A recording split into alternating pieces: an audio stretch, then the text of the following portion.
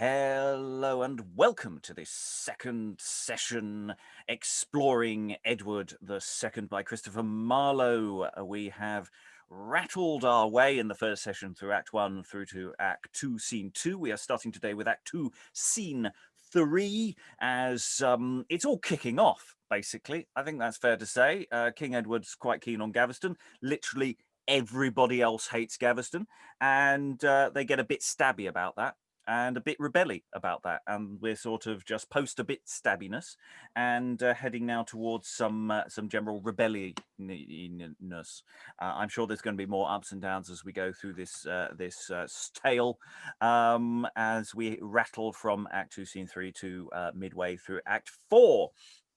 Final scene to be decided as we hit it.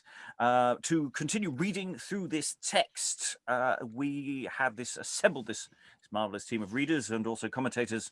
So reading today, hopefully niece, definitely Arundel, and elder Spenser is... Rachael Nicole, an actor from New Jersey. Reading Baldock and the part he was born to play, Horseboy, is... Hey lad, Steve Longstaffe coming to you from sunny North Lancashire. Reading Pembroke, James and a Messenger is... Hi, I'm Eric. I was going to say I'm coming to you live, but then I'm not because it's a recording. So yeah, anyway. You're coming live to us, but you're not coming live to the audience at home. And of course, technically, you're quite a long way away. So the whole question of relativity starts coming into here in terms of how live you can be when there's got to be some sort of time delay on actually how quickly you reach us. But that's for physicists to worry about. Reading Warwick and Prince Edward today is... I am Alan Scott. I'm based in Suffolk and I'm confused. Reading Kent and younger Spenser is... Hello, I'm Emma Kemp. I'm an actor and I live in London. Reading Edward II, the King, is... Hello, I'm Sarah Blake, also confused, but then that's not unusual. I say the King. How long you'll be king for, who knows? Spoilers. Reading Gaveston and Sir John today is... Hello, I'm Dan. I'm an actor from the great state of Pennsylvania, now calling from Montpellier, France. And reading younger Mortimer and Herald today is... Hello, I'm Lynn, coming to you from the not sunny northwestern United States because the sun's not up yet. Reading Lancaster today is... Hello, I'm Helen Good. I'm from the great state of Yorkshire, where currently it's stopped raining. You ought to realize that Terry Pratchett has sorted this time problem out. Wherever you are, it's here and now. Well, excellent. That's sorted. Considering the number of cats we have available in the room, there's the question of Schrodinger's cat may come up later. Reading Isabella and Levune today is... Hello, I'm Valentina and I am an Italian actor and voiceover artist in London. And as minister without a portfolio, to add occasional additional comment, perhaps as we go, is... Alexandra, and today I am purely ornamental. Oh, never purely ornamental. We have additional lurking members who may be out in the ether and may suddenly feel that they're bursting with news to join in, but that is the room as it stands. I'm your host, Robert Crighton, and I'll be guiding us through stage directions in third or original. There's a bit of a combination as we go. So without further ado, we're going to dive into Act 2, Scene 3. We're going to have the entrance of Kent, the King's brother, Lancaster, the younger Mortimer, Warwick, Pembroke, and others. My lords, of love to this our native land, I come to join with you and leave the king, and in your quarrel and the realm's behoof will be the first that shall adventure life. I fear me you are sent of policy, to undermine us with a show of love. He is your brother. Therefore have we cause to cast the worst and doubt of your revolt. Mine honour shall be hostage of my truth. If that will not suffice, farewell, my lords. Hey, Edmund, never was Plantagenet false of his word, and therefore trust we thee. But what's the reason you should leave him now? I have informed the Earl of Lancaster. And it sufficeth. Now, my lords, know this, that Gaveston is secretly arrived and here in Teignmouth frolics with the king. Let us, with these our followers, scale the walls and suddenly surprise them unawares. I'll give the onset. And I'll follow thee. This tattered ensign of my ancestors, which swept the desert shores of that Dead Sea, whereof we got the name of Mortimer, will I advance upon this castle's walls. Drums, strike alarum, raise them from their sport, and ring aloud the knell of Gaveston.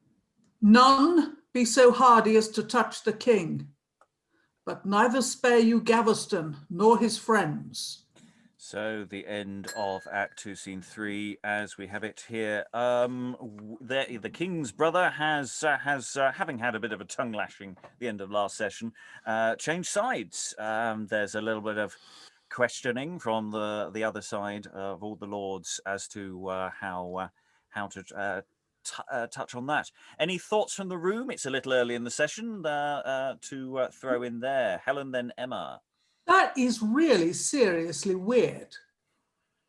I mean, firstly, Lancaster says, I fear me, you are sent of policy. And then he says, yes, I've heard his reasons and it's enough.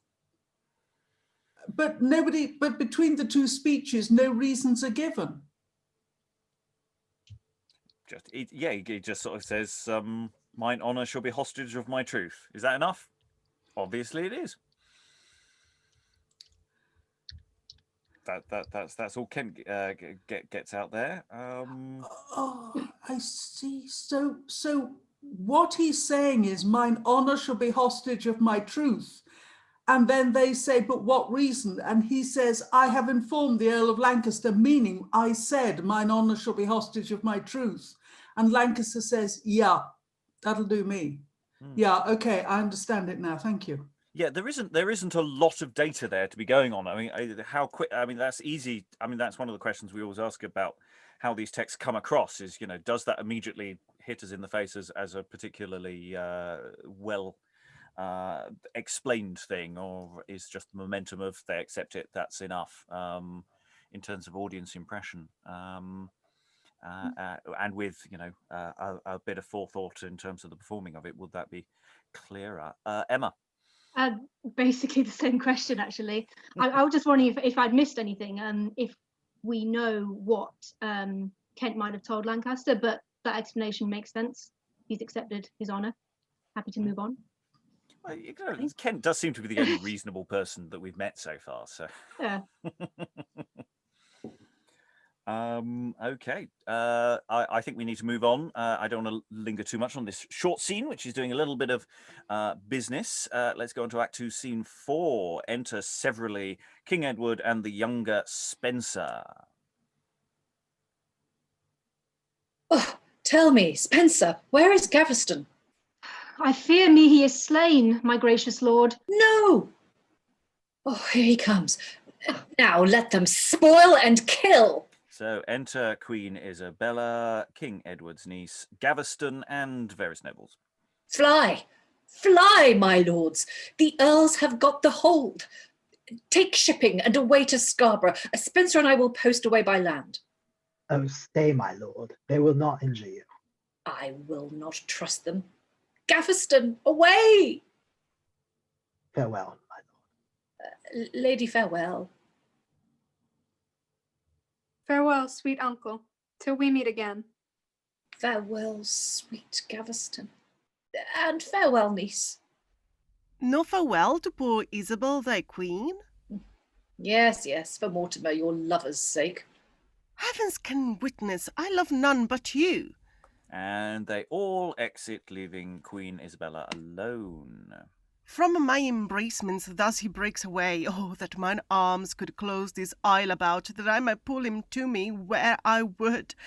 Oh, that these tears that drizzles from my eyes had power to mollify his stony heart, that when I had him, we might never part. And now enter Lancaster, Warwick, the younger Mortimer, and others. There's some alarums within as well. I wonder how he escaped. Was this the Queen? Ay, Mortimer, the miserable queen, whose pining heart her inward sighs have blasted, and body with continual mourning wasted. These hands are tired with hauling of my lord from Gaveston, from wicked Gaveston, and all in vain, for when I speak him fair, he turns away and smiles upon his minion. Cease to lament, and tell us, where's the king? What would you with the king? Is him you seek? No, madam, but that cursed Gaveston. Far be it from the thought of Lancaster to offer violence to his sovereign.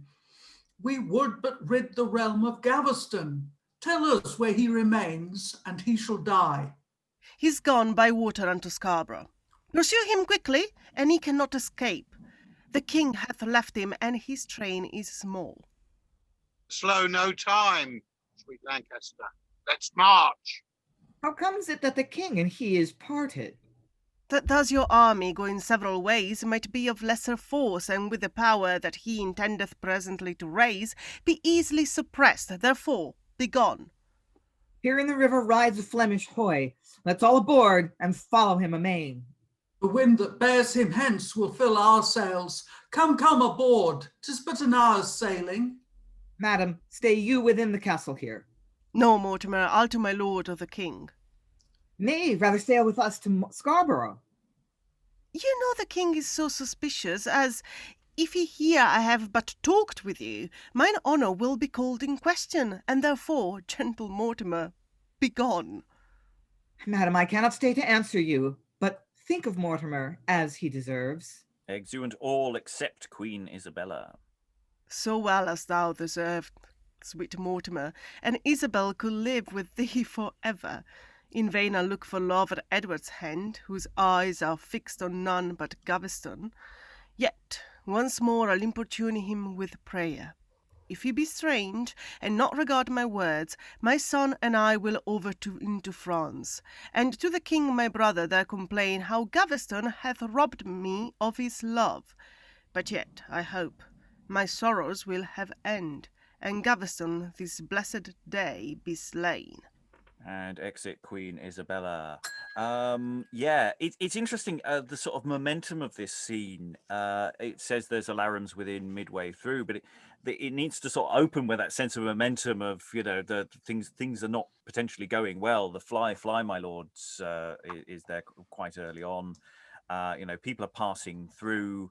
Gaveston's going one way, King's going another, and everyone's ignoring Queen Isabella and libeling her, and to the point where she's going to head directly for that libel, because where else has she possibly to go? It's really, King Edward continues to be a utter bastard to her all the way through. There really is that does continue. And Queen Isabella just goes when they're saying you're going to go for the king, and say no, we're going for Gaveston. Oh, he's over there. Go. There's no hesitation to get rid of Gaveston from her at all. Thoughts in the room about this scene? What's happening to these characters? What's happening? Progression or things that I haven't been picking up on? Who wants to leap in?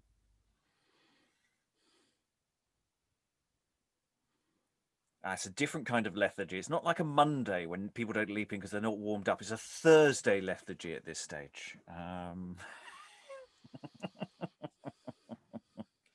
on, I can't have said everything. Helen.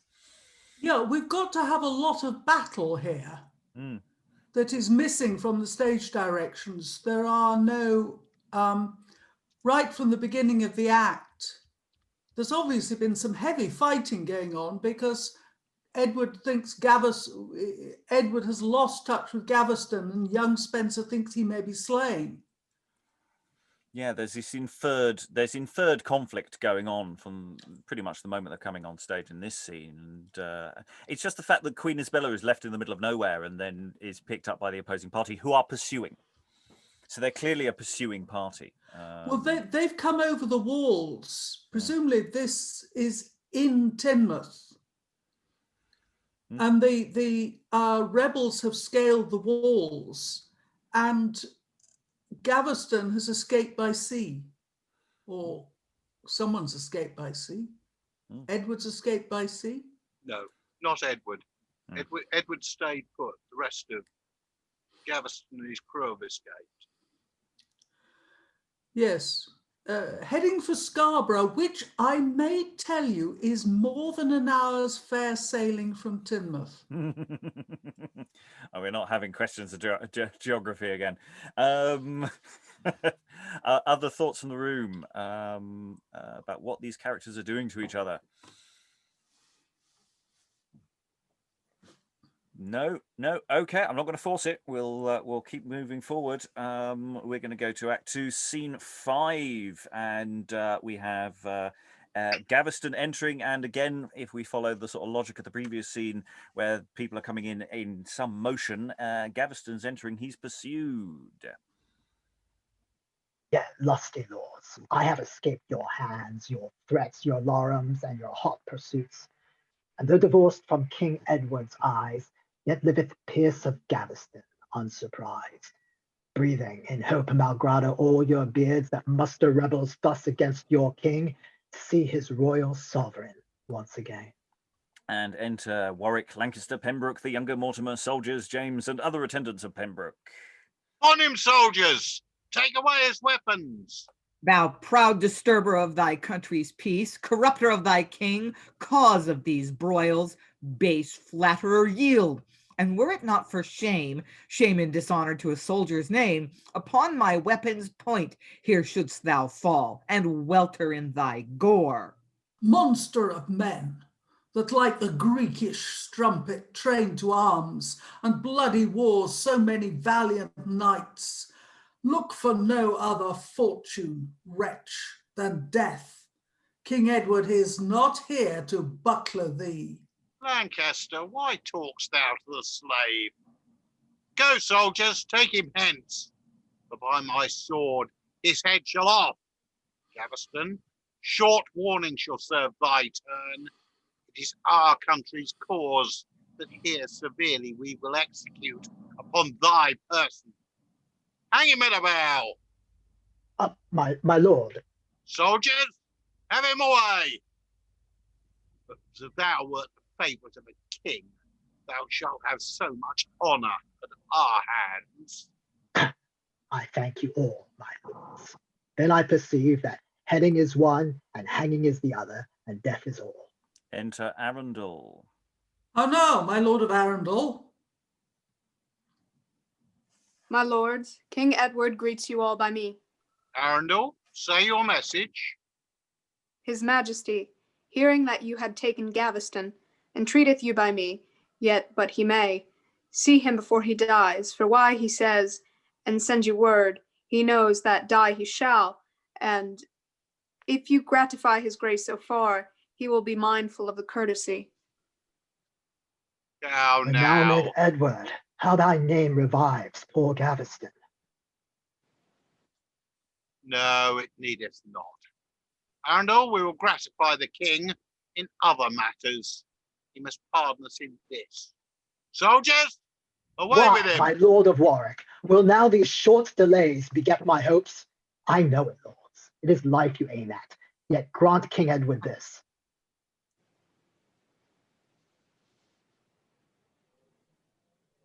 Shalt thou appoint what we shall grant? Soldiers, away with him. Thus we'll gratify the king. We'll send his head by thee. Let him bestow his tears on that, for that is all he gets of Gaveston, or else his senseless trunk. Not so, my lords, lest he bestow more cost in burying him than he hath ever earned. My lords, it is his Majesty's request, and in the honour of a king he swears, he will but talk with him and send him back. When? Can you tell? Arundel, no. We wot that he that the care of his realm remits, and drives his nobles to these exigence, but Gaveston will, if he sees him once violate any promise to possess him. Then, if you will not trust his grace and keep, my lords, I will be pledged for his return. 'Tis honourable in thee to offer this, but for we know thou art a noble gentleman, we will not wrong thee so to make away a true man for a thief. How meanst thou, Mortimer? That is over base. Away, base groom, robber of king's renown, questioneth thy complaints and mates, companions and mates. My lord Mortimer, and you, my lords, each one, to gratify the king's request therein, touching the sending of this Gaveston, because his majesty so earnestly desires to see the man before his death, I will upon mine honour undertake to carry him, and bring him back again, provided that you, my lord of Arendelle, will join with me. Pembroke, what wilt thou do? Cause yet more bloodshed? Is it not enough that we have taken him? But must we now leave him on, I wist, and let him go? My lords, I will not overwoo your honours, but if you dare trust Pembroke with the prisoner, upon mine honour I will return him back. My lord of Lancaster, what say you in this? Why, I say let him go on Pembroke's word. And you, Lord Mortimer? How say you, Lord of Warwick? Nay, do your pleasures. I know how 'twill prove. Then give him me. Sovereign, yet I come to see thee ere I die. Yet not perhaps, if Warwick's wit and policy prevail. My lord of Pembroke, we deliver him you, return him on your honour. Sound, away. And exeunt all except Pembroke, Arundel, Gaveston, James, and other attendants of Pembroke. My lord, you shall go with me. My house is not far hence, out of the way a little, but our men shall go along. We that have pretty wenches to our wives, sir, must not come so near to balk their lips. 'Tis very kindly spoke, my lord of Pembroke. Your honour hath an adamant of power to draw a prince. So, my lord, come hither, James. I do commit this Gaveston to thee. Be thou this night his keeper. In the morning we will discharge thee of thy charge. Be gone. Unhappy Gaveston, whither goest thou now? Exit with James and other attendants of Pembroke. My lord will quickly be at Cobham. Says the horseboy. Exeunt. And that ends that scene, and as it has been labelled in the version I'm looking at the moment as the end of Act 2, though of course all of these are later additions. So yeah, thoughts about Gaveston, long-term prospects there. How's everyone feeling about Gaveston? Not looking good.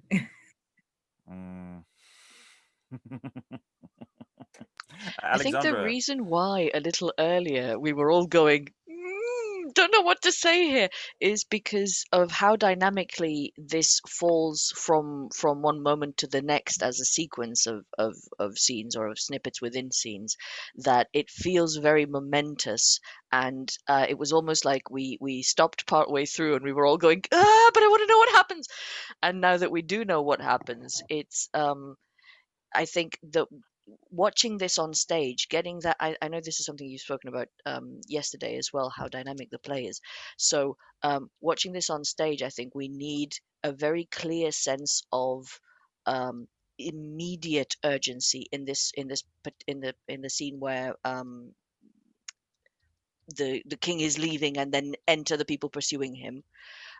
So that it all comes to a head at this point. So I don't know how you can make this play increasingly dynamic, given just how dynamic it is overall. Yeah, and we do have it. We have these sequence of scenes, or and scenes that are incredibly long, but still contain multitudes of scenes in a sense. We've gone from a scene where, King is splitting with the Lords, then we've got King running away from Lords, King splitting up, and then the Lords come on and they go for Gaveston. Here they get Gaveston. So the narrative thrust is really strong there. Stephen? I may have missed something, but one of the ways in which it seems to be getting more intense is the opportunity it gives Gaveston to, as it were, show the genuineness of his love for Edward. a couple of times in this scene. He says, revives me, and at least I'll see you before I die. He's got no reason to say that if he doesn't think it. And we've tended to see him in kind of court settings, haven't we? He's got a pose to maintain, or he might have a pose to maintain with Edward or with the other barons. He hasn't got any of that here. There's no point in pretending. There's no point in saying this stuff if he doesn't think it.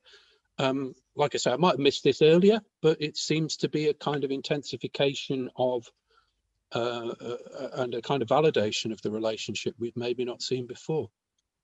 Yeah, there was a sense of a certain surface suaveness to Gaveston, when he was talking to the poor people, and we didn't, I think we were talking about this a bit yesterday, and Emma was reading yesterday, so might agree or disagree, of the sense of not really getting into the inside the head, whereas we're getting a lot more here. So I think, Stephen, you're absolutely right there. Do you have any thoughts on that, Emma, before I go to Helen and Lynn? I've got something different to say, so Helen and Lynn first. Okay, Helen. I think there's a tremendous sense that honor is currency.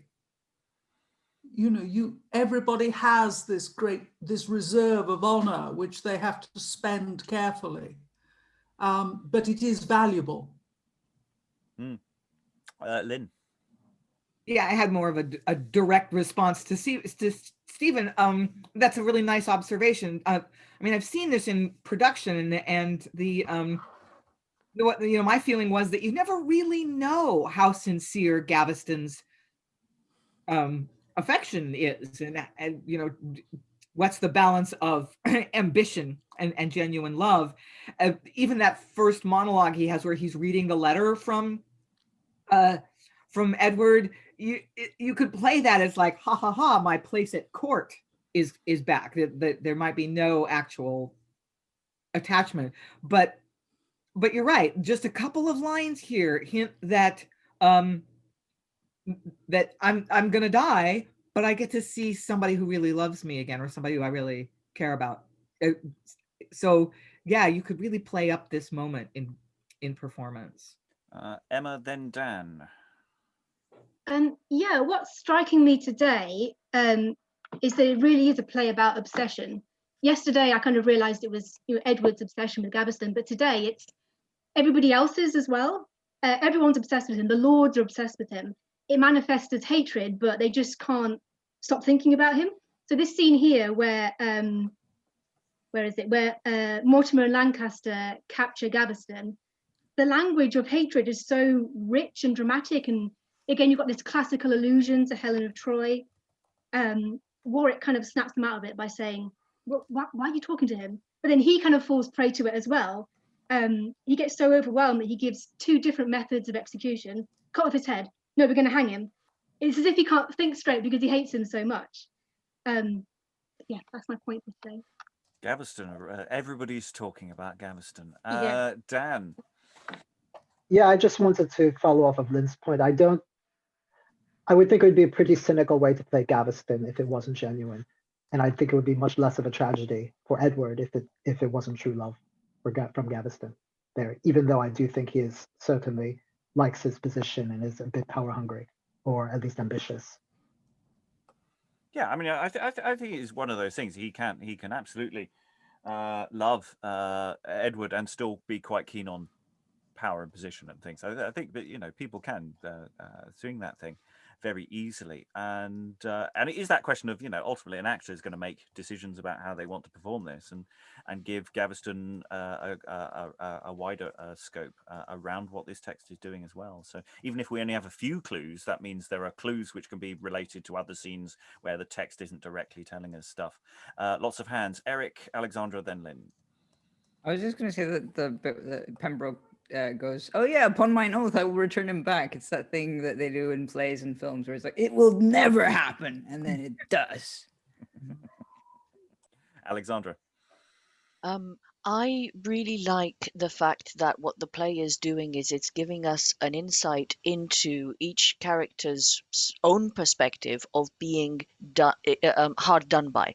So for different reasons, Edward and Gaveston and Isabella do or arrange things that hurt other people because they feel that they are being unjustly treated. And we as an audience can go, yeah, that's not cool. And also, yeah, that's not cool. Even when there's one of them doing that to the other. So I think with the Gaveston, with the section here that we've got where, this might be the last time we see him. And so the fact that what we're seeing is this, some hints at genuine love for the king, and at him being set upon by these other people in a way that we don't, even if we don't like him, we still don't like what's happening to him. I think that's really clever in how that is designed, because our sympathies are split. Lynn. Yeah, absolutely. That it's emotionally and politically complex. And I was kind of going to respond to Dan. I think yeah, it flattens out the emotional complexity if Gaveston is just basically a gold digger. But there's a point where Edward says something about, I love Gaveston best because he loves me for me. And there's also something tragic in the fact that that's really unself-aware. I mean, it turns out, yeah, Gaveston has an emotional investment in it, but Edward believing that Gaveston just loves me for me, I mean, there's just something so heartbreakingly naive about that. I'd love to talk about this further, but I'm sure we'll get more opportunities as we go. We're going to go into the next scene, variously labeled, but here we're calling it Act 3, Scene 1.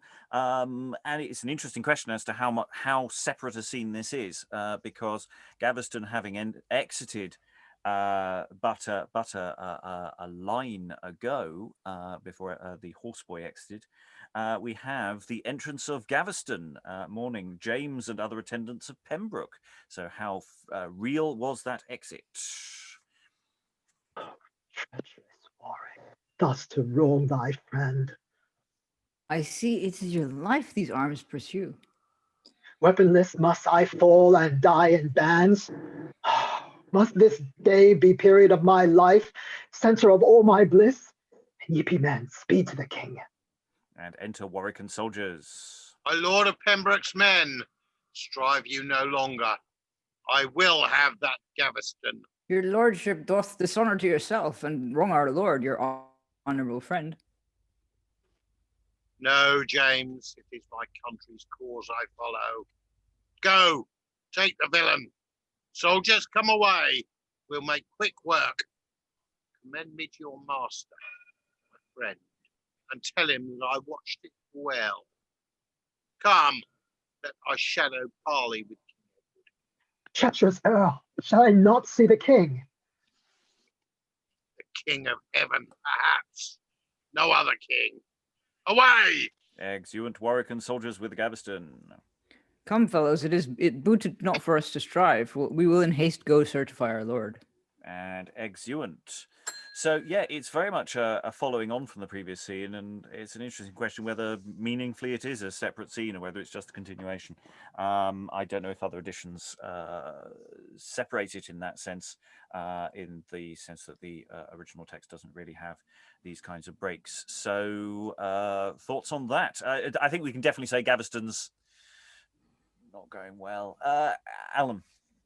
I must admit, the way I looked at it when I sort of looked at the opening line of it was that effectively Pembroke had been at minimum imprisoned, at maximum killed, and that this was possibly the following morning. Thoughts in the room? How else do other people see this this unit of action? Stephen? Well, it's a separate point, but it does seem to point out quite nicely the kind of central tension in notions of honour, which are between, as it were, personal promises and personal bonds, and your honour is involved with on an interpersonal level, and literally peer approval here. You know, where does honour come from? honor is a sort of paradoxical thing, because it's personal behavior, but it's also conveyed in a very public way. There's no point, there's no honor without other people knowing about it. And so is this honorable? Yes, it is, because my source of honor is the country, i.e. not us plebs, but my peers, as opposed to some kind of much more narrower personal sense of honorable behavior. Other thoughts? Lynn? Yeah, that the idea of of honor in the early modern period has a sort of dual quality. Is it an internal quality, you do the right thing, or is it really shade very significantly into reputation?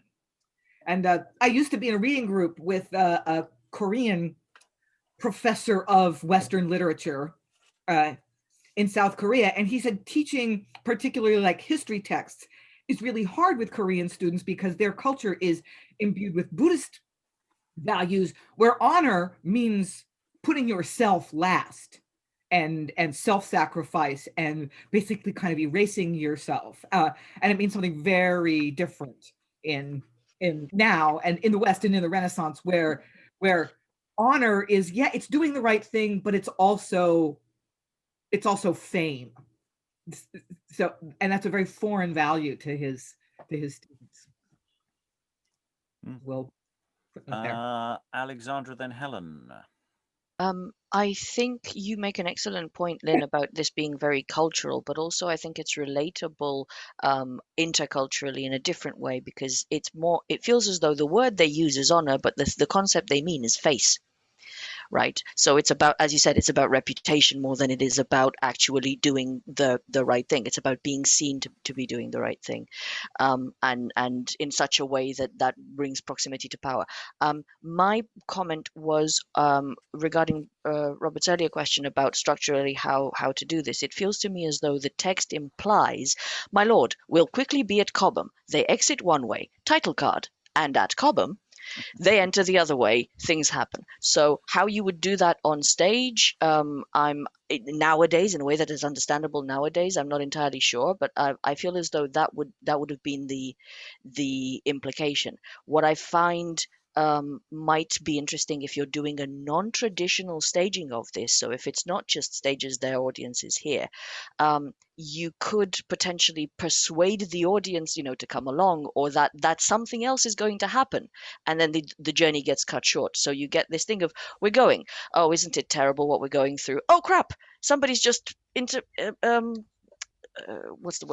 us, which would be an interesting dynamic to give an unexpected moment to a modern audience. Eric? It feels as though, like, where it says enter Warwick and soldiers and enter Gaveston morning, it feels sort of like it's the wrong way around. Like the entrance should be like the soldiers should enter first, and then Gaveston with James and so on. Because it actually feels like, well, because Gaveston actually says, "Oh, treacherous Warwick, thus to wrong thy friend," and then James makes the observation, "I see it's your life that these arms pursue." So basically, you're going to be killed, or at least sort of hunted down, whatever. So it's like it feels the other way around, sort of. Helen, I meant to go to you. Yeah, Pembroke has passed his word of honour and then delegated the task of looking after his word to this guy, James. Now, had he actually taken on the task himself, it would have been nose to nose Pembroke and Warwick, which would have made the whole thing a lot more questionable and difficult for Warwick. In fact, because of the way it's been done, Warwick can sweep aside these mere retainers without actually having to say, "I'm dissing your honour" to Pembroke. So I think, I mean, Pembroke has a justifiable cause of complaint here. Additional thoughts before we move on? Okay, we're going to look at Act 3, Scene 2 as we're using it here. This is a slightly more chunky scene, so let's see what happens here. Enter King Edward, the younger Spenser, Baldock, nobleman of the king's side, etc. Soldiers, drums, fifes, etc. I long to hear an answer from the barons touching my friend, my dearest Gaveston. Oh, Spenser, not the riches of my realm can ransom him. Oh, he is marked to die. I know the malice of the younger Mortimer. Warwick I know is rough, and Lancaster inexorable. And I shall never see my lovely Pierce of Gaveston again. The barons overbear me with their pride. Were I King Edward, England's sovereign, son to the lovely Eleanor of Spain, great Edward Longshanks' issue, would I bear these braves, this rage, and suffer uncontrolled these barons thus to beard me in my land, in mine own realm? My lord, pardon my speech. Did you retain your father's magnanimity? Did you regard the honour of your name? You would not suffer thus your majesty be counterbuffed of your nobility. Strike off their heads and let them preach on poles. No doubt such lessons they will teach the rest, as by their preachments they will profit much and learn obedience to their lawful king.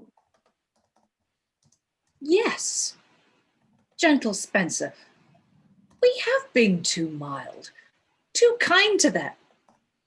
Now have drawn our sword, and if they send me not my Gaveston, we'll steal it on their crests and pull their tops.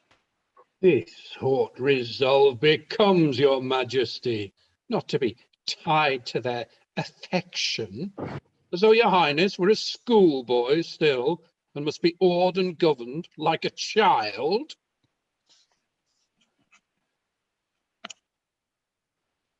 And enter the elder Spenser with his truncheon, apparently, and soldiers.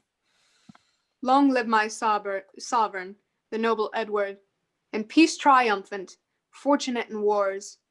Welcome, old man. Comest thou in Edward's aid? Then tell thy prince of whence and what thou art.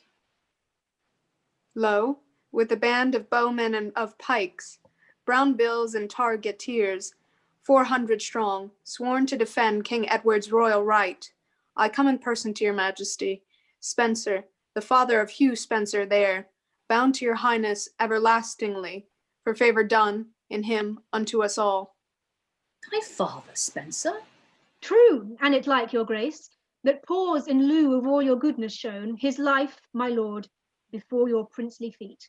Welcome, 10,000 times, old man, again. Spenser, this love, this kindness to thy king argues thy noble mind and disposition. Spenser, I here create thee Earl of Wiltshire, and daily will enrich thee with our favour, that, as the sun shines, shall reflect o'er thee. Beside, the more to manifest our love, because we hear Lord Bruce doth sell his land, and that the Mortimers are in hand withal, thou shalt have crowns of us to outbid the barons. And Spenser, spare them not, lay it on. Soldiers, a largesse, and thrice welcome all. Oh, my lord, here comes the queen. Indeed, enter Queen Isabella, Prince Edward, and Levune. Madam, what news? News of dishonour, lord, and discontent. Our friend Levune, faithful and full of trust, informeth us by letters and by words that Lord Valois, our brother, King of France, because your highness hath been slack in homage, hath seized Normandy into his hands. These be the letters, this the messenger. Welcome, Levune. Tush, Sib. If this be all, Valois and I will soon be friends again. But to my Gaveston, shall I never see, never behold thee now? Madam, In this matter, we will employ you and your little son. You shall go parley with the King of France. Boy, see you bear you bravely to the king, and do your message with a majesty. It not to my youth things of more weight than fits a prince so young as I to bear. And fear not, lord and father, heaven's great beams on Atlas' shoulder shall not lie more safe, and shall your charge committed to my trust. Oh, boy, this dourness makes thy mother fear thou art not marked to many days on earth. Madam, we will that you with speed be shipped, and this our son. Levune shall follow you with all the haste we can dispatch him hence. Choose of our lords to bear you company, and go in peace.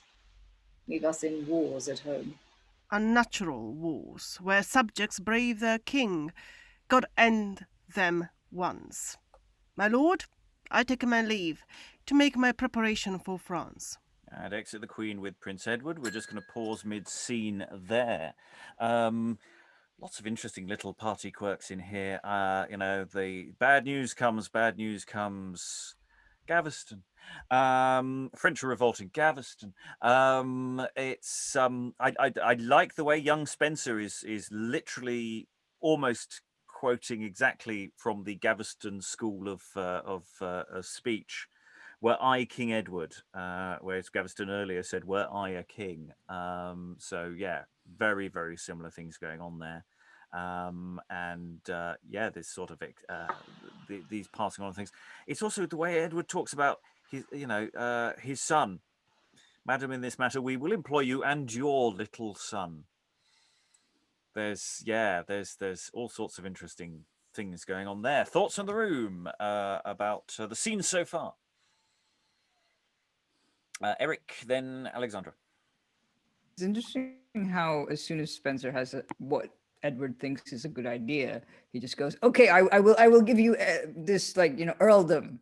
I don't know if that's sort of temperamental or just like sort of because he's been sort of throughout the play he's been giving different people different stations like admiralties and so on. So it's just kind of very changeable depending on his mood. For Edward, love is transactional.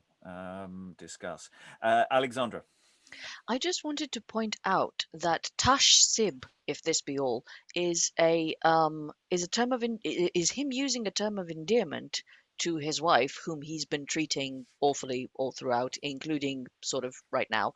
But his tone, his kind of way of behaving towards her seems to have changed in this scene.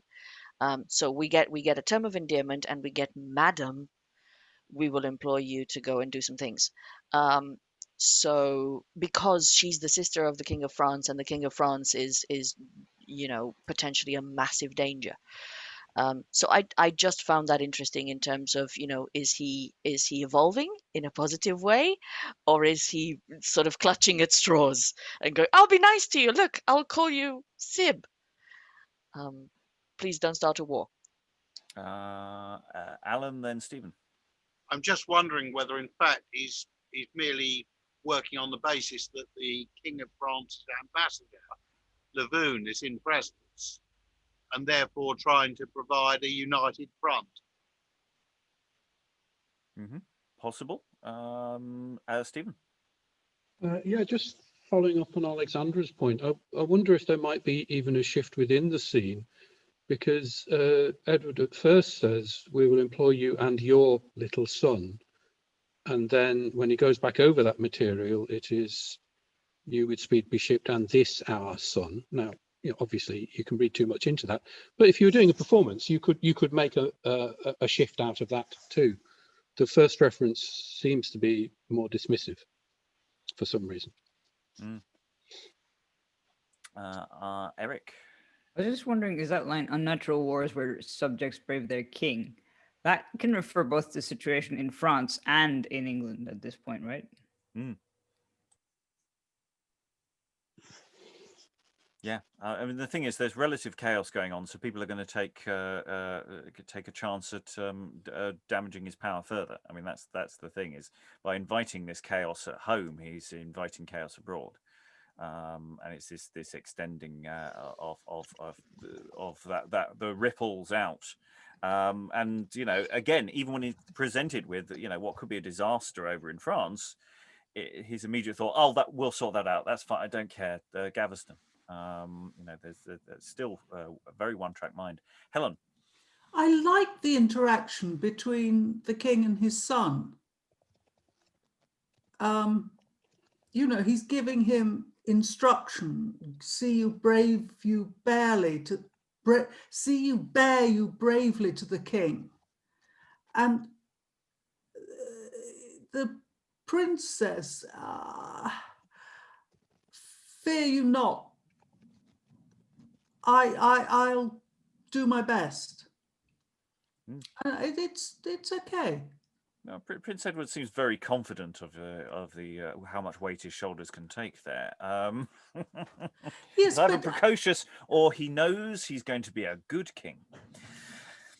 But there is a relationship between them. I mean, he's not just saying, "Oh, take the brat and go." Other thoughts from the room before we continue the scene? We are still mid-scene. Okay, we'll travel on. So Prince Edward has gone, Queen Isabella has gone, King and various other people are still on stage. But here we have the entrance of Arundel. There is some news. What, Lord Arundel? Dost thou come alone? Yea, my good lord, for Gaveston is dead. Traitors! Have they put my friend to death? Tell me, Arundel, died he ere thou camest, or didst thou see my friend to take his death? Neither, my lord, for as he was surprised, begirt with weapons and with enemies round, I did your highness message it to them all, demand him of them, entreating rather, and said, upon the honor of my name, that I would undertake to carry him unto your highness and to bring him back. And tell me, would the rebels deny me that? Proud recreants. Yea, Spenser, traitors all. In found them at the first inexorable. The Earl of Warwick would not bide the hearing. Mortimer hardly, Pembroke and Lancaster spake least, and when they flatly had denied, refusing to receive me pledge for him, the Earl of Pembroke mildly thus bespake, my lord, because our sovereign sends for him, and promiseth he shall be safe returned, I will this undertake, to have him hence, and see him redelivered to your hands. Well, and how fortunes it that he came not? Some treason or some villainy was the cause.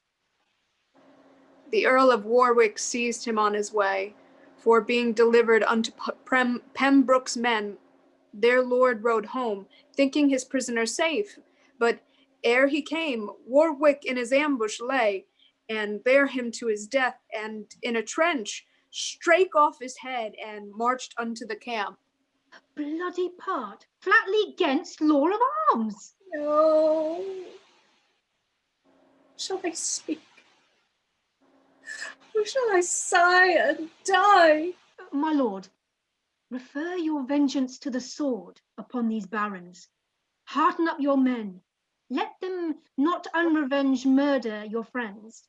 Advance your standard, Edward, in the field, and march to fire them from their starting holes. By earth, the common mother of us all, by heaven and all the moving orbs thereof, by this right hand, and by my father's sword and all the honours longing to my crown, I will have heads and lives for him. As many as I have manors, castles, towns, and towers. Treacherous Warwick, traitorous Mortimer. If I be England's king, in lakes of gore your headless trunks, your bodies will I trail, that you may drink your fill and quaff in blood, and stain my royal standard with the same. But so my bloody colours may suggest remembrance of revenge immortally on your accursed, traitorous progeny, you villains that have slain my Gaveston. And in this place of honour and of trust, Spenser, sweet Spenser, I adopt thee here. And merely of our love we do create thee Earl of Gloucester and Lord Chamberlain, despite of times, despite of enemies. My lord, here's a messenger from the barons, desires access unto your majesty. Admit him near. And enter a herald with a coat of arms. Long live King Edward, England's lawful lord. So wish not they, I wis, that sent thee hither. Thou comest from Mortimer and his complices. A ranker rout of rebels never was. Well, say thy message. The barons, up in arms by me, salute your highness with long life and happiness, and bid me say, as plainer to your grace, that if without effusion of blood you will this grief have ease and remedy, that from your princely person you remove this Spenser as a putrefying branch that deads the royal vine, whose golden leaves impale your princely head, your diadem, whose brightness such pernicious upstarts dim, say they, and lovingly advise your grace to cherish virtue and nobility, and have old servitors in high esteem, and shake off smooth dissembling flatterers. This granted, they, their honors and their lives are to your highness vowed and consecrate. Ah, traitors, will they still display their pride? Away.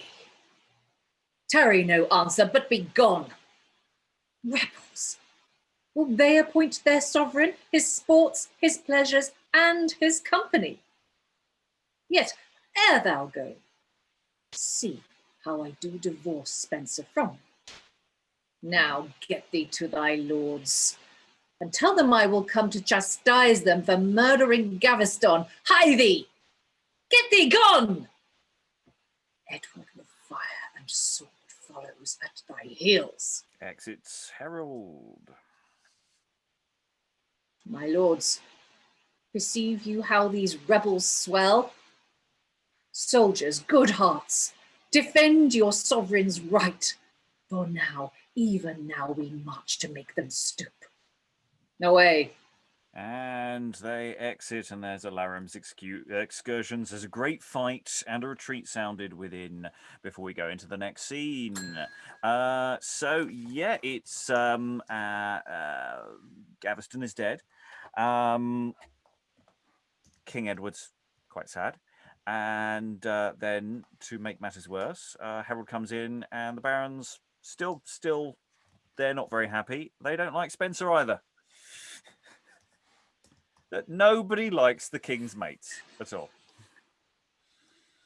I mean, have any of them even met Spenser? I mean, his father's in tow. You know, he seems charming. Sit down, have a dinner. You know, I think there are simpler ways of dealing with these things. Lynn, then Alexandra. It doesn't matter if Spenser's a good person or charming. He's an upstart. He's not one of the old men, and that was the problem with Gaveston. Wasn't that there so much that the barons had an objection to the king's personal relationship with him. It's that he was low-born and arrogant. It's all about class and status. It's really not about sex or love for them. Alexandra. It's also an enormous sacrilege to try and go against the king, whereas to go against the people who are very close to him is perfectly acceptable. You know, he's not bad. It's the people. It's the minions that are supporting him. Whereas actually, what the lords would want is for them to be in that, as Lynn was saying, to be in that position of power, because they can't, and they can't kind of slap him about the face and be like, "Give me that job." Instead, they go, anyone you favor, anyone you kind of form an attachment to, that is not one of us must be a bad guy and therefore must be eliminated. Also, that flip over in the length of one speech, Gaveston is dead, long live young Spenser. It's just I feel as though that needs in a dramatic sense, that needs to be treated very delicately, because otherwise it feels ridiculous, and we don't want Edward to become ridiculous and therefore unsympathetic at this point. So yeah. Well, there is. I'm assuming it's an inferred stage direction that wasn't read. That as a sort of demonstration for the Herald, he embraces young Spenser. So this is my mate. Yeah, look at that. There's something possibly a bit. He's in the middle of a great series of emotions. So precisely how deep this lies is perhaps an interesting question. Stephen, I saw a hand. Muted at present. And I'll go to Eric afterwards. Yeah, sort of following on from that, really. I mean, there's a sort of inflection point here where you can take the production in the direction of Edward as just sort of in quite radical bad faith, or still being naive, where he describes the issue as appointing the sovereign his sports, his pleasures, and his company. In other words, it's kind of like what I get up to on my holidays or something like that. So does he genuinely think that, in which case he's very naive, or is he grasping at that, in which case it's a really bad faith interpretation of the substance of what the barons are complaining about, which is not that he's got a couple of party dudes hanging around the place. It's to do with the government of the kingdom. Eric. I was going to say that it feels like okay, we've had sort of some fight scenes and a bit of blood and stuff, but it feels very Greek tragedy. Like Gaveston dies off stage. You get it narrated by someone else. You don't have it sort of unlike other plays where they get death speech. As we've talked about in many other cases, like who gets the death speech, who doesn't, is very important also. Yeah, just flagging that out. Yeah, Rachael. Oh, I was just gonna talk about the writing, like from when Arundel comes in, it's like written into the way that he's just speaking that, it's like, please don't, I know I'm the messenger of bad news, but please don't come for me, for telling you that your friend is dead. And also just that there's, right before that, it's like, we might have to fight France and now we have to fight each other at the same time. And it's like he's going into a war on every front, basically. And I've got to say, for Arundel, he really doesn't sugarcoat it, does he? He says, no, Gaveston's dead. There's almost no preamble at all. Which is perhaps just ripping that plaster off really quickly there. Rachael, did you have more? I think like that part, there might be a reaction from the king, because his subsequent like speaking is like kind of a little disjointed, like, oh, let me you sent me there to go get him, but let me tell you what happened, and it's not my fault, and who everybody else is that had a hand in it. Yes. Pembroke's men, could be a little gag there. Eric. Speaking of Pembroke, I was just going to say that it's interesting because Arendelle describes as, he was basically surprised while walking, or sort of being, just sort of caught unawares and beheaded, basically. But that wasn't really the case. It seems like I feel like it's not really a sugarcoating, but sort of just maybe making him making it sound like he's died honorably. I don't know, because like Warwick does surprise him, but they just kind of you don't really know what's going on in that scene. I mean, the previous scene. Okay, we need to move on. So hold on to any thoughts if you're desperate to say them. There's alarums, there's excursions, there's all sorts of excitement. There's a retreat. Someone's retreating. They're retreating within. We go into the next scene, as we've got labelled here, Act 3, Scene 3. Re-enter King Edward, the elder Spenser, the younger Spenser, Baldock, nobleman of the king's side. So they've all run off, noises off, and they all come running straight back on again. Why do we sound the retreat? Upon them, lords! This day I shall your vengeance with my sword on those proud rebels that are up in arms and do confront and countermand their king. I doubt it not, my lord. Right will prevail. 'Tis not amiss, my liege, for either part to breathe a while. Our men with sweat and dust, all choked well near, begin to faint for heat, and this retire refresheth horse and man. Here come the rebels. And indeed, here they all come. Enter the younger Mortimer, Lancaster, Warwick, Pembroke, and others. Look, Lancaster, yonder is Edward among his flatterers. And there let him be, till he pay dearly for their company. And shall or Warwick's sword shall smite in vain. What rebels? Do you shrink and sound retreat? No, Edward, no, thy flatterers faint and fly. They best betimes forsake thee and their trains, for they'll betray thee, traitors as they are. Traitor on thy face, rebellious Lancaster. Away, base upstart. Bravest thou nobles thus? A noble attempt and honorable deed. Is it not, trow thee ye, to assemble aid and levy arms against your lawful king? For which ere long their heads shall satisfy to appease the wrath of their offended king. Then, Edward, thou wilt fight it to the last, and rather bathe thy sword in subjects' blood than banish that pernicious company? Aye, traitors all, rather than thus be braved, make England's civil towns huge heaps of stones, and ploughs to go about our palace gates. Desperate and unnatural resolution. Allure 'em to the fight. St. George for England and the Baron's right. St. George for England and King Edward's right. And alarums exeunt the two parties severally. Bish, bash, bosh.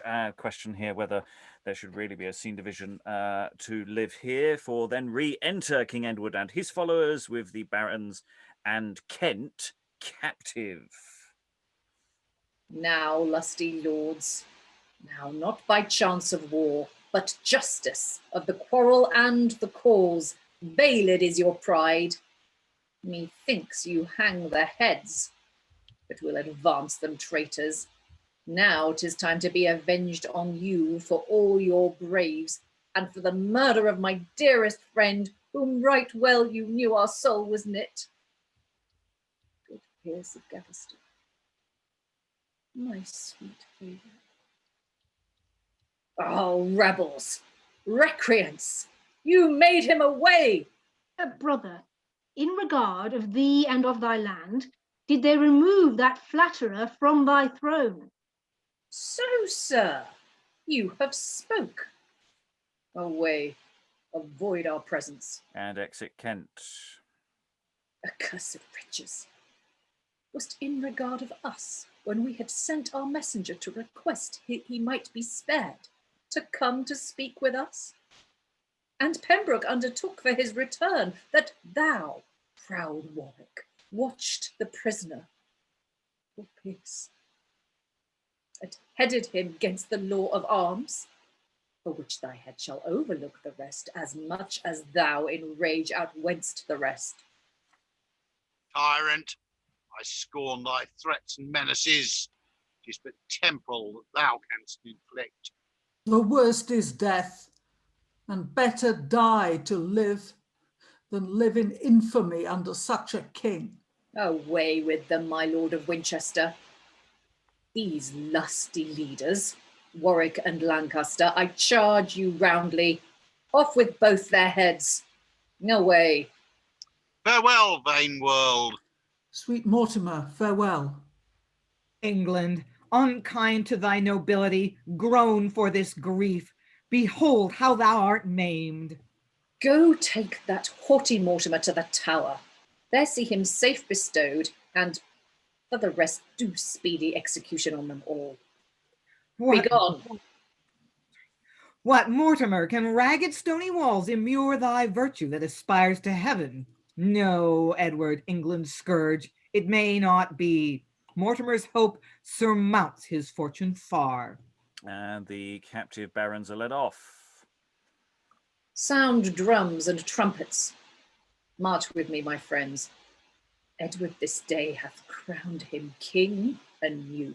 Exeunt all, except for the younger Spenser, Levune, and Baldock. Levune, the trust that we repose in thee begets the quiet of King Edward's land. Therefore, be gone in haste, and with advice bestow that treasure on the lords of France, that therewith all enchanted, like the guard that suffered Jove to pass in showers of gold to Danae, all aid may be denied to Isabel the Queen, that now in France makes friends, to cross the seas with her young son and step into his father's regiment. That's it. These barons and the subtle queen long levelled at. Yeah, but Levune, thou seest these barons lay their heads on blocks together. What they intend, the hangman frustrates clean. Have you no doubt, my lords, I'll clap so close among the lords of France with England's gold, that Isabel shall make her plaints in vain, and France shall be obdurate with tears. Then make for France amain. Levine, away. Proclaim King Edward's wars and victories. And they exit. Yeah, lots of action there. Kent is just told to leave the room. Stand in a corner. Naughty. Whereas others getting different sort of treatment. Thoughts on from the room. Helen. Why isn't Mortimer getting executed? I don't know. Why isn't Mortimer get to the other side? No. No, I mean, it just struck me as weird. No reason is given why he isn't being instantly executed like the rest. I don't know. History. Yeah, history is that. That's the plot. It doesn't seem to have affected the author much in other ways. I don't know. The basic outline seems to be there. Sarah? Do I remember from yesterday that he's the cousin of the king? Well, They're all everybody's the cousins. cousin. Everybody's a cousin, yeah. So that doesn't work. You're right though. He seemed to have extraordinary license yesterday in terms of what he was saying, and now today he's the only one who isn't taken off to be beheaded or worse. I don't really. I mean, I can see why it has to happen in terms of the history. But it does not say he's not going to die, but maybe he wants to make him suffer. He's going to tell him all his plans and then set the laser going very slowly across. He wants to, because choose your next witticism with care.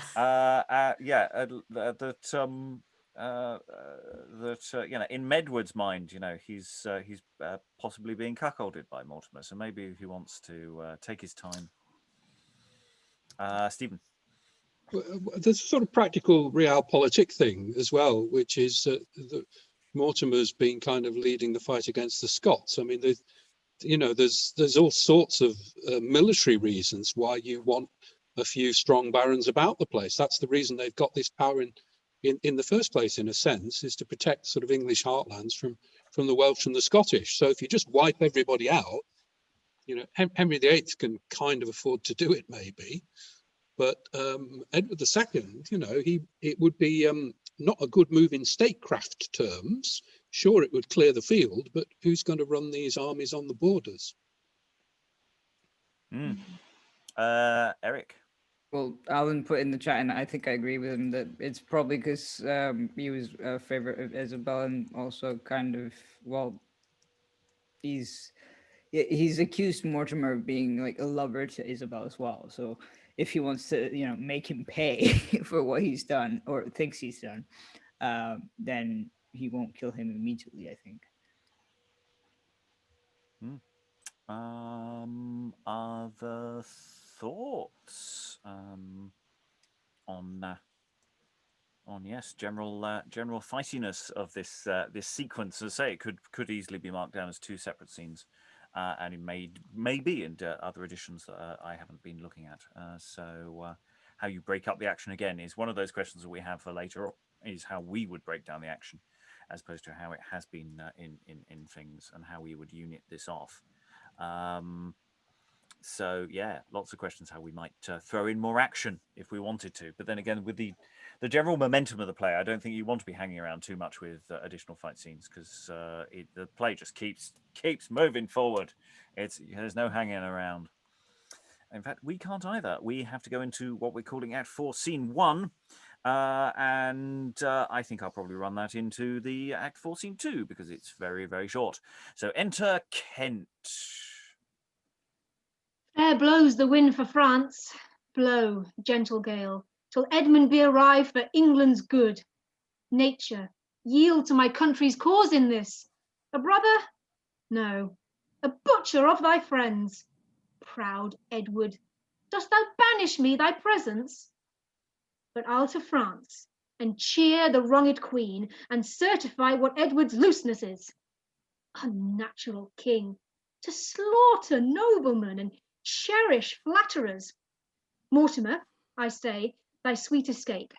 Stand gracious, gloomy knight, to his device. Enter the younger Mortimer, disguised. Hola, who walketh there? Is't you, my lord? Mortimer, 'tis I. But hath thy portion wrought so happily? It hath, my lord. The warders all asleep, I thank them, gave me leave to pass in peace. But hath your grace got shipping unto France? Fear it not. And they exit, going into Act 4, Scene 2. Enter Queen Isabella and Prince Edward.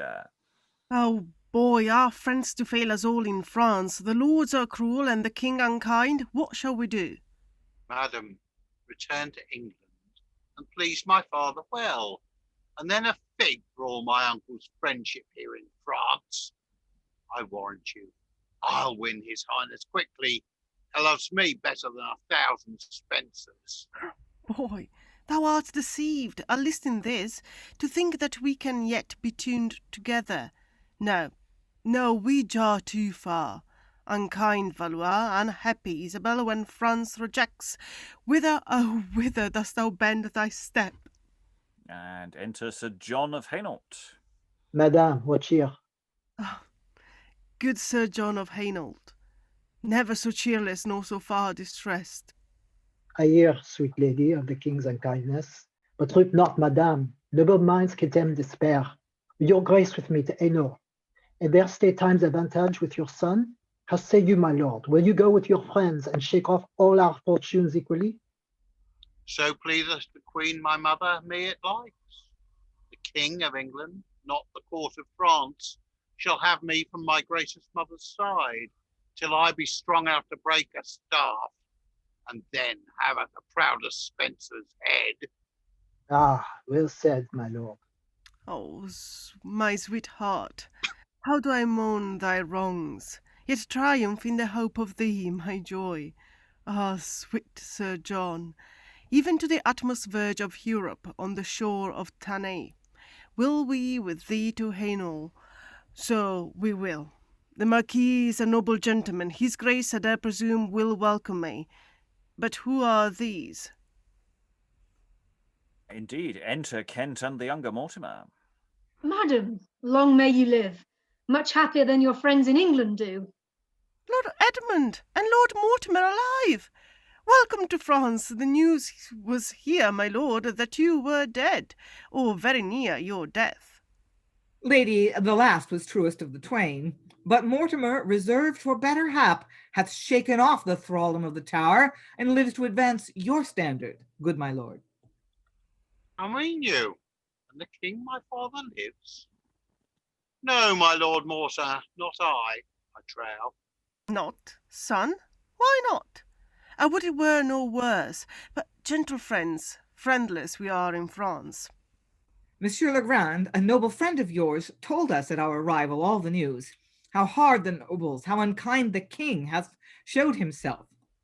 But, madam, right makes room where weapons want, and though many friends are made away, as Warwick, Lancaster, and others of our part and faction, yet have we friends, assure your grace, in England, would cast up caps and clap their hands for joy to see us there, appointed for our foes.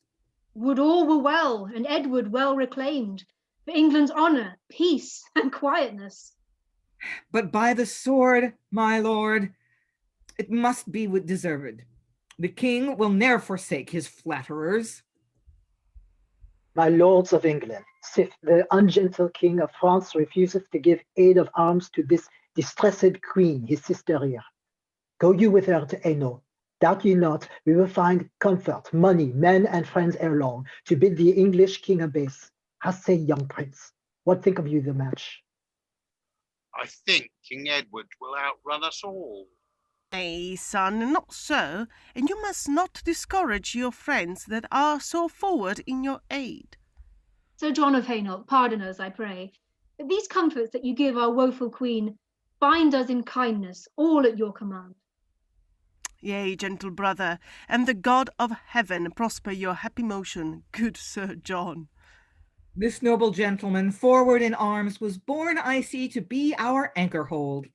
Sir John of Hainault, be it thy renown that England's queen and nobles in distress have been by thee restored and comforted. Madame, along, and you, my lords, with me, that England's peers may Hainault welcome thee.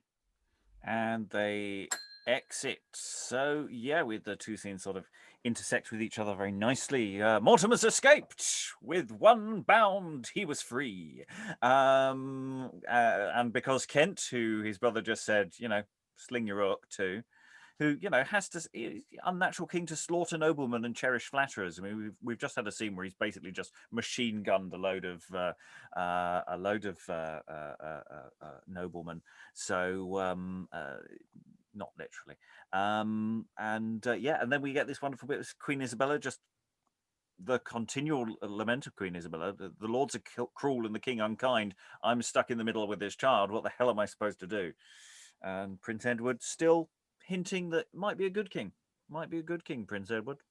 Just a hint. Might happen. Little ears are listening. Definitely listening. And then, of course, we have the wonderful Sir John of Hainault, who gets a name check so many times. Like this guy. What a guy. I don't know why. So yeah, thoughts from the room. Yeah, Alexandra. Prince Edward, in both his appearances thus far, seems to. I mean, one could play it that he's cottoning on to the fact that he's a puppet in this arrangement, or that he's being because the first thing he says is, "Don't put those pressures on me. I'm just a kid," and in this one he seems to be going, "I'm sorry, you're doing what on my behalf? What? Who's what? Why do I need a behalf anyway against my own father?" So yes, I get that people are saying he's going to be, the people in the story are saying that he's going to be a much better leader, but I wonder whether that's just fluffing up the person we want to put on the throne so that we make ourselves look good, because I don't feel like the text warrants that in anything other than people saying so. Other thoughts from the room?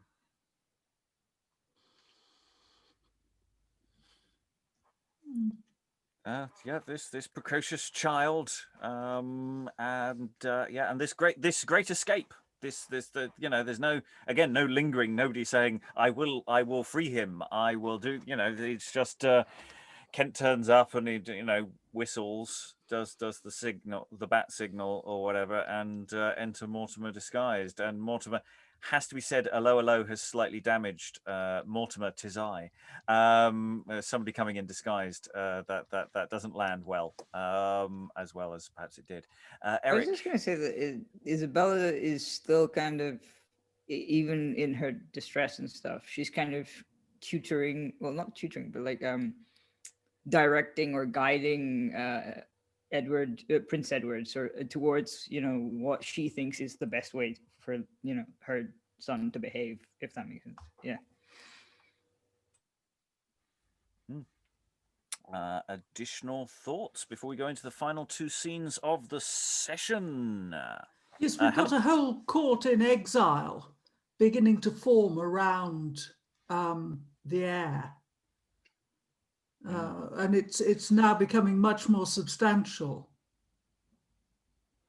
Yeah, because that's the thing. What do you do if you depose Edward and you've got no one viable to actually take his place? But if we've got this kid and the kid's looking quite sound, and you surround him with people, then he's also young enough to need the guidance of his mature elders. Yeah, exactly. If you surround him with the right people, which it happens to be ourselves. Yeah, I mean, it's just it was as much of a surprise to me as everybody else, but it turns out I was the counsellor that we needed all along. Other thoughts? Okay, we have two more scenes. I'll see whether we feel the need to pause between them. I think we'll probably run them into each other. Act 4, Scene 3, as we're going with it. Enter King Edward, Arundel, the elder Spenser, and the younger Spenser, and others. Thus, after many threats of wrathful war, triumpheth England's Edward with his friends, and triumph Edward with his friends uncontrolled. My Lord of Gloucester, do you hear the news? What news, my lord? Why, man, they say there is a great execution done through the realm. My Lord of Arundel, you have the note, have you not? From the Lieutenant of the Tower, my lord. I pray, let us see it. And Edward takes the note. What have we here? Read it, Spenser. Gives the note to young Spenser, who reads their names. Why so? They barked apace a month ago. Now, on my life, they'll neither bark nor bite. Now, sirs, the news from France? Gloucester, I trow, the lords of France love England's gold so well as Isabella gets no aid from thence. What now remains? Have you proclaimed, my lord, reward for them can bring in Mortimer? My lord, we have, and if he be in England, will be had ere long. I doubt it not. If, dost thou say? Spenser, as true as death, he is in England's ground. Our portmasters are not so careless of their king's command.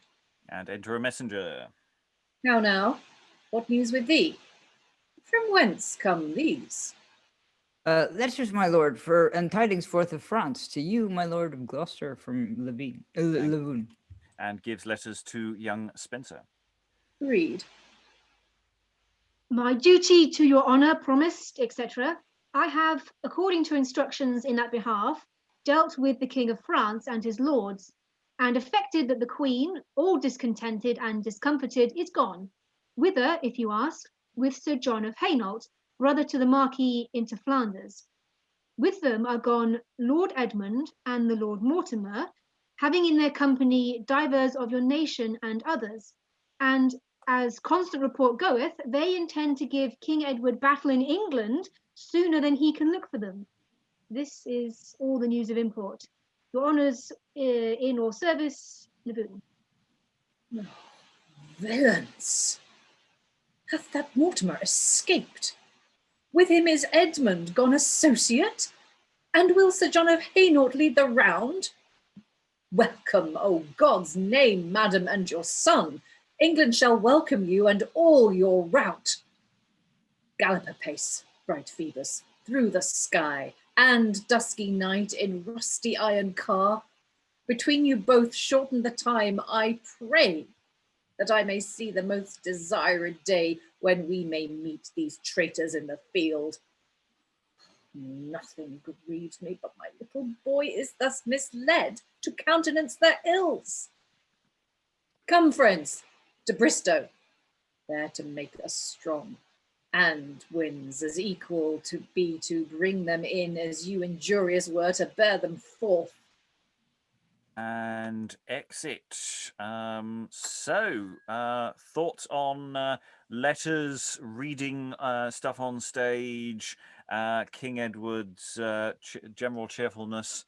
Other thoughts from the room? I mean, Sarah, you've been reading Edward fairly throughout this session. How are you feeling about Edward at the moment? I don't really know, honestly. And I think that's partly to do with what I was saying yesterday and what Alexandra picked up on today as well, with the fact that the structure of this is so clever in the main, that one minute you're feeling sympathy for one person and the next minute you're feeling sympathy for another. I mean, it's they're all complex characters and they're very well written and judged. So I sort of... I have sympathy with him to an extent. But also I have to say, I think he's a pain in the ass. But then I do tend to think that about most tragic protagonists. I'm perhaps not the best person to ask because they do tend to irritate me. I know there's meant to be this great catharsis with them. Making all their mistakes and suffering for them, but I quite often find them irritating. And he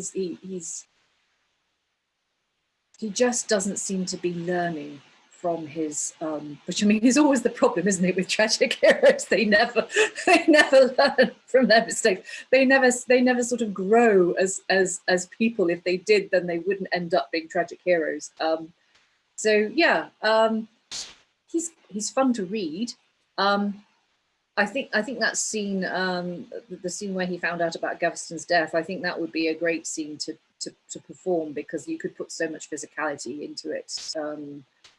People were talking about that at the time, but I think he's actually quite. I get the impression that he's quite a physical person. That he's quite restless. You could make him, depending on the choice of the actor and the director, you could make him quite a nervy person, and that would be quite a good key if he was physically nervy. Quite a good key into his character. But tragic figures never learn that. Well, they do, but it's usually very it's always too late. it's always it's the poison's exactly, been and it's like, oh, okay, well. Oh, yeah, I shouldn't have been a shame. bastard. I mean, I'm like, sorry, I'm damn. probably everybody else in the room is just like inwardly going, oh, Sarah, how can you say this? But it's like, yeah, No, he's super.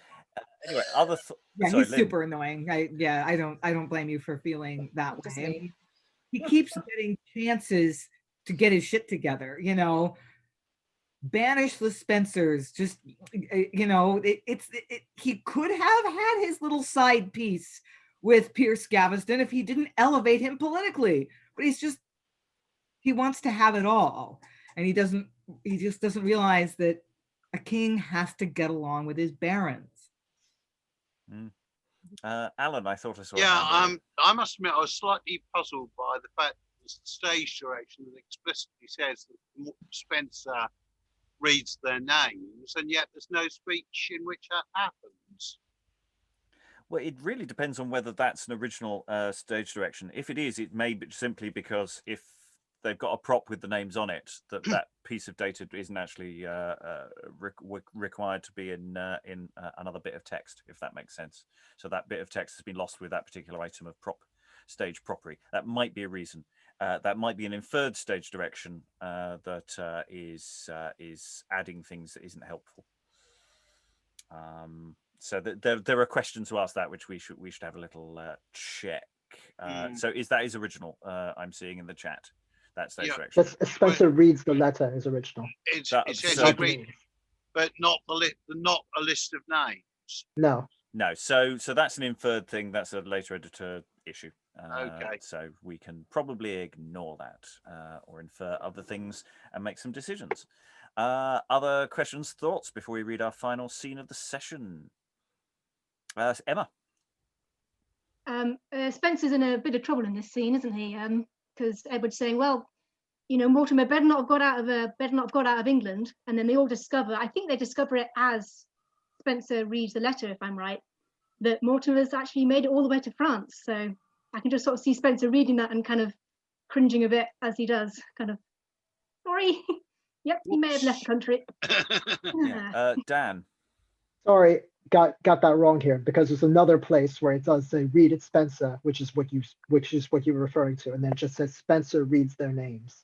Yeah, so there you go. the inference there would be that there is a stage property perhaps that has all the names on, and therefore you don't need that in a working script necessarily. So that's why it might not survive. But it would need to be reinstated to make sense. We would have to of it. invent the names required or infer them to make that work. Excellent digging. So it is not a later edition. Excellent. Additional thoughts before we move on? Okay, final scene of the session. We're leaping into Act 4, Scene 4, with Queen Isabella, Prince Edward, Kent, the younger Mortimer, and Sir John of Hainault. Now, lords, our loving friends and countrymen, welcome to England all with prosperous winds. Our kindest friends in Belgia have we left, to cope with friends at home, a heavy case when force to forces knit, and sword and glaive in civil broils make kin and countrymen slaughter themselves in others, and their sides with their own weapons gored. But what's the help? Misgoverned kings are cause of all this wreck, and Edward, thou art one among them all, whose looseness has betrayed thy land to spoil, who made the channel overflow with the blood of thine own people. Patron shouldst thou be, but thou— Madam, if you be a warrior, you must not grow so passionate in speeches. Lords, sith that we are, by the sufferance of heaven, arrived and armed in this prince's right, here for our country's cause swear we to him all homage, fealty, and forwardness. And for the open wrongs and injuries Edward hath done to us, his queen and land, we come in arms to wreck it with the sword, that England's queen in peace may repossess her dignities and honors, and withal we may remove these flatterers from the king that havoc England's wealth and treasury. Down trumpets, my lords, and forward let us march. Edward will think we come to flatter him. I would he never had been flattered more. And exuent. And sorry, did Mortimer just mansplain Queen Isabella's speech there? Yep.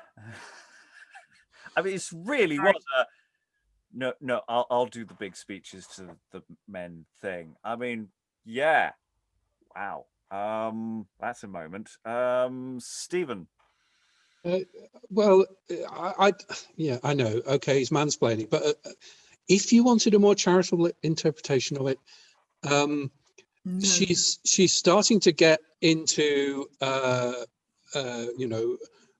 Edward, the place is running with blood, and it's all about the crimes of Edward. And Mortimer goes, I think what you meant to say is that we're loyal rebels. Here's who we're loyal to. Oh, and you as well. We're very, very loyal.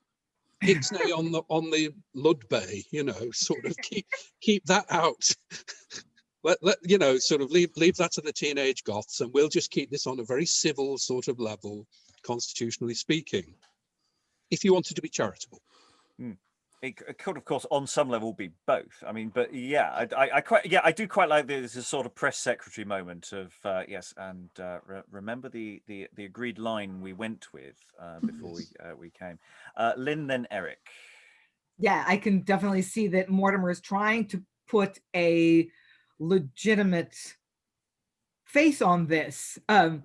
by sufferance of heaven. That's not just a line filler. He's saying, you know, the powers above are on our side. So if this is legit, heaven has allowed this prince is right, you're right, we're doing the legally and morally and ethically right thing here.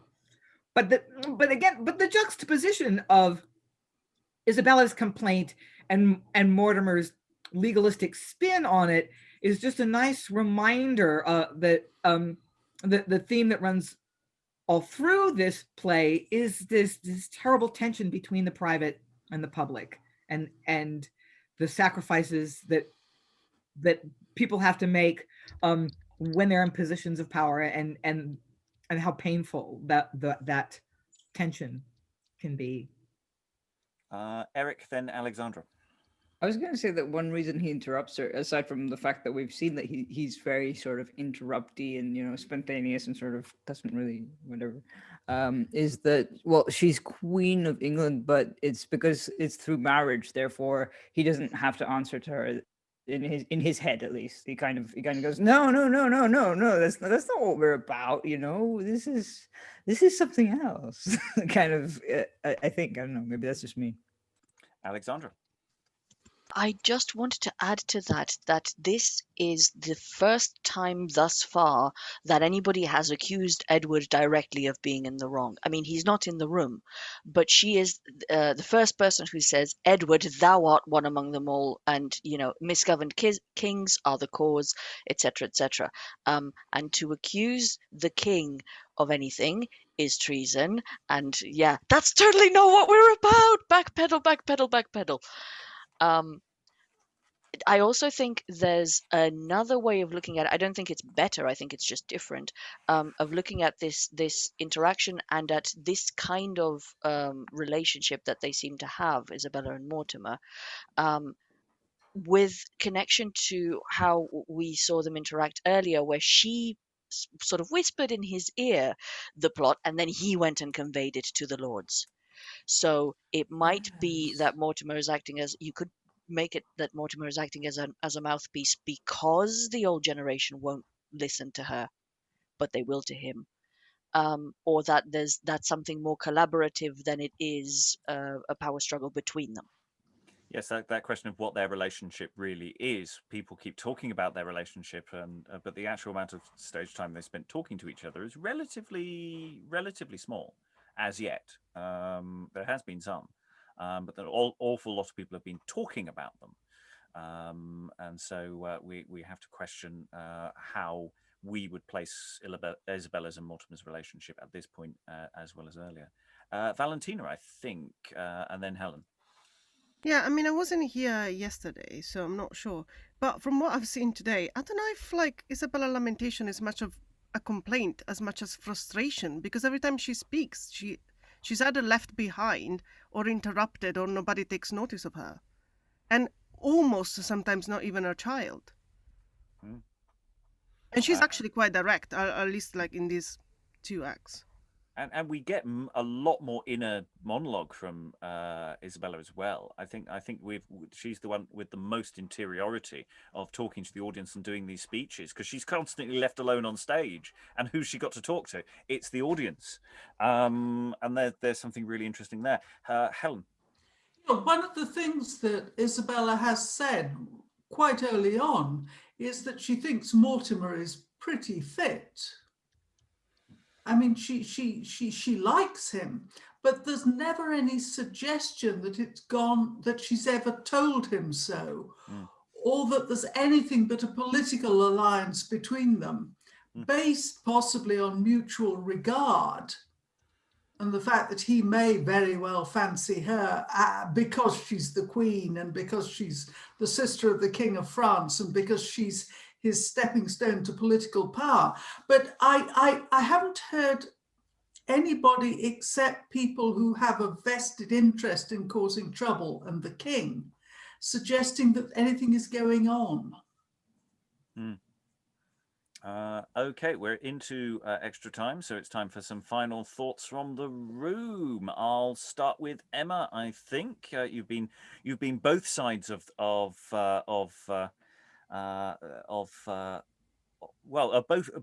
both potential Yeah. love interests over the two sessions.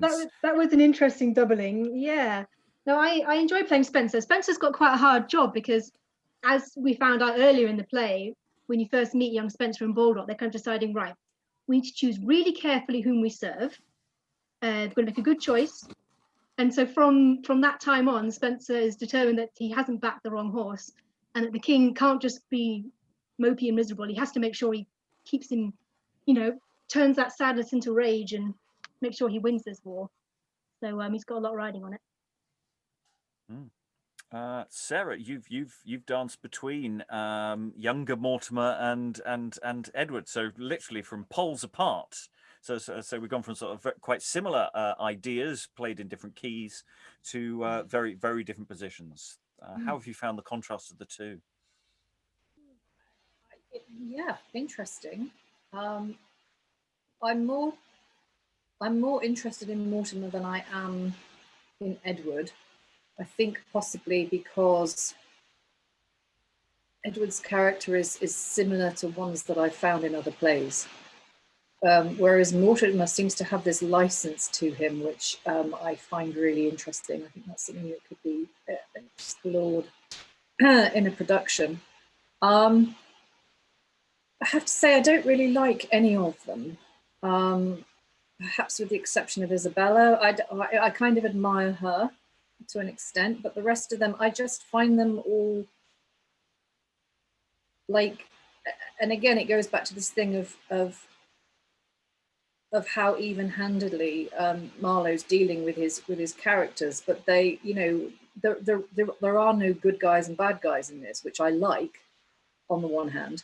But then on the other hand, it's like, I don't really care much about any of them, honestly, because, I thought the Spenser plot line was brilliant, because depending on how you play that scene that Emma was just talking about, that we did yesterday, where they're thinking about who they want to serve and which horse to back and the rest of it, you could see that very much as Spenser wanting to take Gaveston's place. That could be a real conscious decision on his part. He can see which way the wind is blowing and he wants to become the next favourite, which of course he then manages to achieve. So that you could play him as quite an interesting kind of complex sort of scheming character, or you could just sort of make him as the person at the right time in the right place. Then either way, you've got this thing where history starts repeating itself, because the minute Gaveston is dead, the nobles are issuing their demand that he gets rid of Spenser. And it's like, so they are basically, I see them as just this kind of huge monster that is never ever satisfied. It's like this huge narcissistic monster. We must be your favorites. We must be in charge. And if we're not, we are just going to keep coming at you and hounding you and eating up everything that you put out there, because we want our way. So I have no sympathy for them, really. I have very little sympathy for Edward. Isabella, I have most sympathy for her, but I have to say it's a mark of how well written the play is that I don't actually mind the fact that I don't care about any of these people. But that in itself is quite an interesting thing for me, because normally if it's a play where I don't care about people, I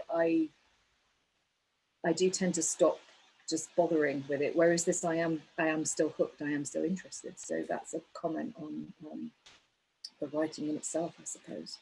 So we've got younger Mortimer. Lynn, you were reading that today. You weren't here for yesterday's session, it seems I don't know if the room will agree that younger Mortimer is a bit more politically savvy today than yesterday, where it's very much just say what you think. With no filter, so there's a bit more of a journey perhaps going on there. Lynn, final thoughts about the play itself or the characters you've been reading? The Edward II, this play has a sort of thematic that I just endlessly fascinates me, and as I mentioned before, that tension between the political and the personal, and how those two overlap and are often in tension or in friction with one another.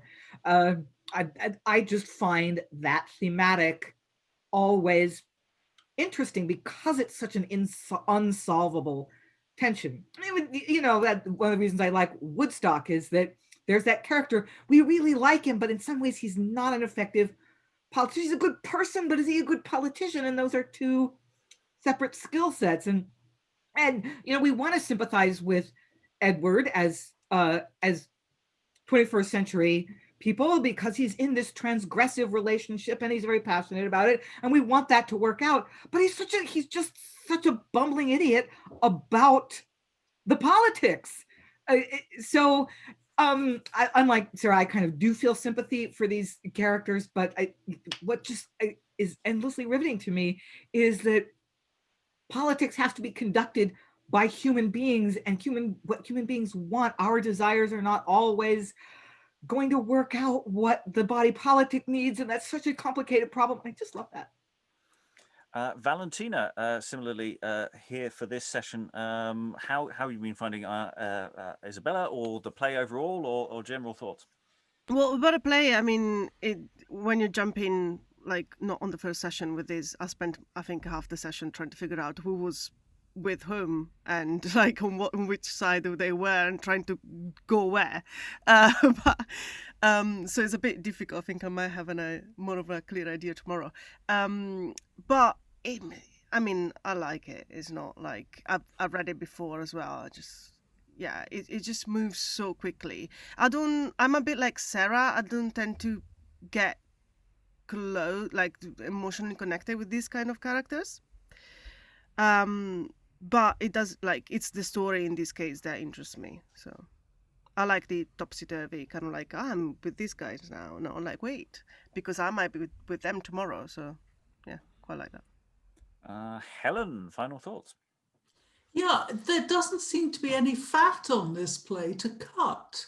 I mean, we've been reading Lily, we've been reading all sorts of other things where, you know, your hand is reaching for the blue pencil, but there is so little here that can get chopped, because the action is, there's so much of it and it's so condensed that I'm quite amazed by it.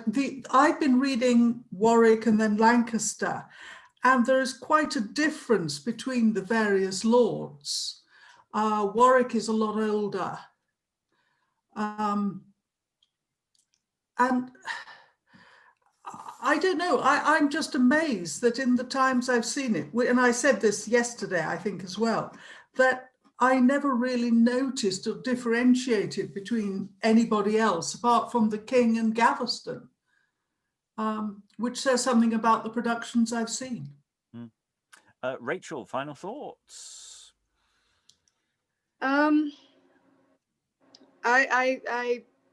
want to hold off on kind of saying anything like until tomorrow, because I feel like I really came in like everybody else was here when the knot was being tied. I'm here while it's getting tighter, and I want to know how it's untied before I jump more in. But yeah, I was just talking in the chat because, you know, that the King Edward and Galveston were having, you know, an explicitly homosexual relationship is not something that I, you know, or what do you call it? Overtly, not explicitly, but not subtextual, but just there in front of people, wasn't something that I was expecting from something of this time period, and that it's not being played for a laugh like you might have somewhere else and in somebody else's writing is something I'm enjoying, because it's human, and it's real. And also just that wherever this is going at the moment, it doesn't seem like, I mean the play, wherever the play is going at the moment, it's going to end pretty bloody, probably, just from what they're doing. Yes, it's been that kind of week actually. In terms, we did Galatea at the beginning of the week, so it's to be honest, pure coincidence. It wasn't there wasn't a thematic planning, but it's always nice when texts chime across sessions. Dan, final thoughts. So I don't think I'm going to be able to add anything really of value, just a couple of observations. This was the first, I saw this play 12 years ago, and it was my introduction to Marlowe as well as to all other playwrights from this period other than the Duckman. And it immediately got me wanting to learn everything about Marlowe and then about the other playwrights. Maybe it's just my first impression from a really great production I saw, but I love this play. It's in my top 5 of history plays. And next to Dido, my favorite Marlowe play. So I would always be in favor of having this play staged for anybody who's not familiar with any playwrights other than a certain one from that period.